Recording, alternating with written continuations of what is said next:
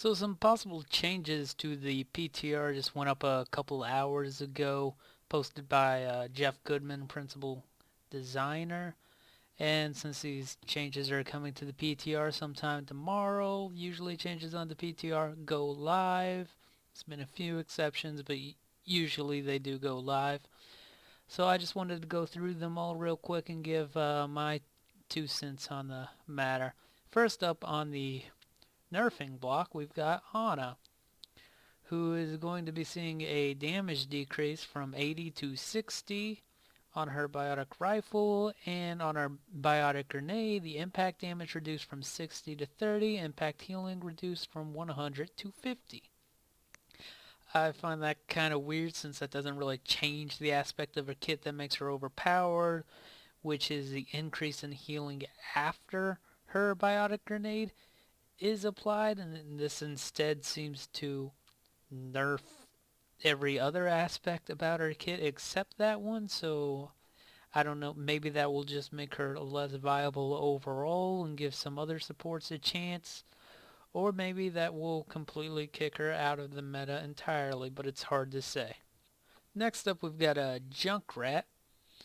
He no longer hurts himself from his own explosion. This is more of a quality of life change than a buff, really.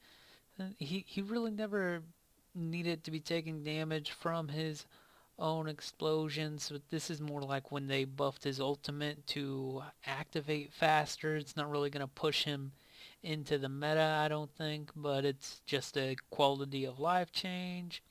Other thing I'd like to point out is they wrote in here as a note that the effect is added to the current passive Total Mayhem. Find it a little weird that they would even add that in as a note, since his passive Total Mayhem is when he dies, he drops bombs and kills anyone who's dumb enough really to stand over his corpse after he dies. So I don't see why that would need to be added in there as a note that these bombs wouldn't hurt him, since they wouldn't hurt him before. Since for Total Mayhem to even happen, he has to have 0 HP because he has to die. But I don't know. I don't know why that's in there like that. Maybe there's something I'm looking over, but that seems like an unnecessary note to have added in there.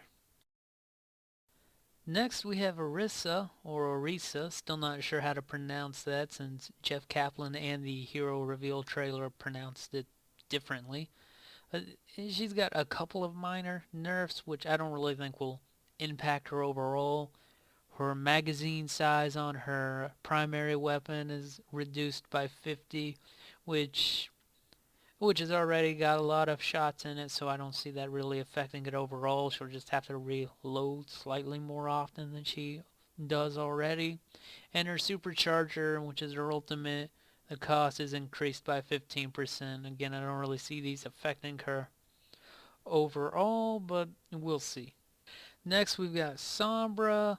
The sound effects and VO distance for entering and exiting stealth are reduced by 15 meters. I'm guessing what this means is when she goes into and out of stealth and announces it or makes sound, someone halfway across the map isn't going to be able to hear it, and it'll just be a lot quieter.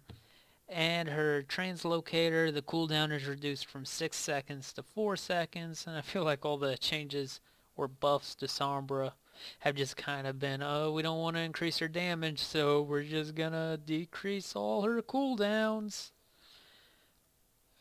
Okay.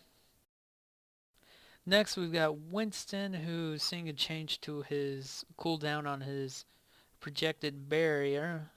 It's not the change most people probably wanted, which would be an increase of health on his barrier, but it's still a nice little buff. The cooldown now starts when the barrier is placed instead of when it ends or whenever it's broken or something like that. This really just means he'll have his projected barrier slightly more often than he already does, which is just a small buff to him, and it's hard to say whether or not that's going to pull him in the meta.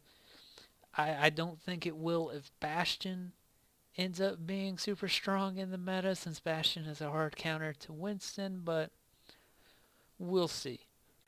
And finally, we've got a couple buffs to Zenyatta. Orb of Destruction, his alternate fire recovery is reduced from 1 second to 0.6 seconds. This is, of course, his charged up shot. He recovers from it slightly faster, less than a second faster, so it might not even be a really noticeable change, but nevertheless, it is still a buff.